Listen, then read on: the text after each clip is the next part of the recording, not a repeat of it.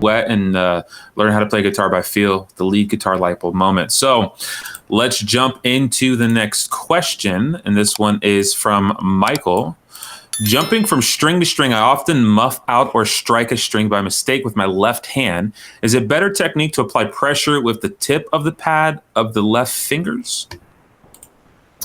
Okay, so the question is, when I'm playing, I often mute notes, right? Or I miss notes or I mute notes with my fretting hand. And is it better to play with the pads of your fingers? So what say that a lot of beginner guitar players and a lot of intermediate guitar players, actually. In fact, I'm very surprised by how many people have been playing for 10, 20, 30 years and still play with the pads of their fingers like this. So when they play some notes, they don't necessarily, you see how my hand is kind of curled around here? They don't necessarily play the note with the tip of their finger.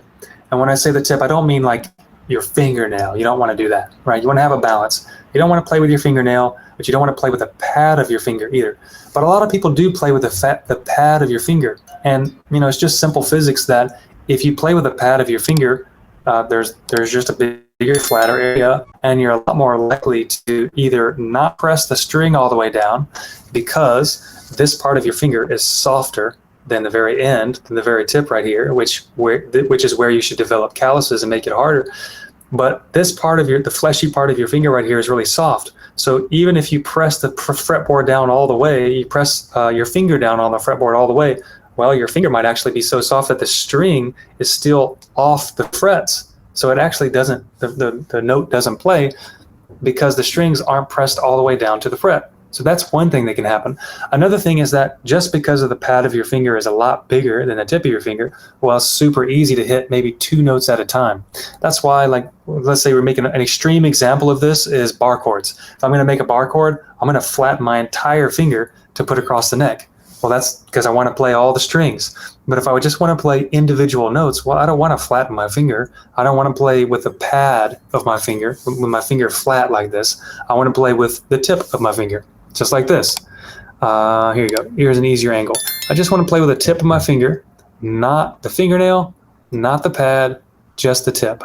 And over time, when you practice doing that, you'll be able to hit all of the individual notes without really messing up the other strings. Sometimes you are going to hit other strings.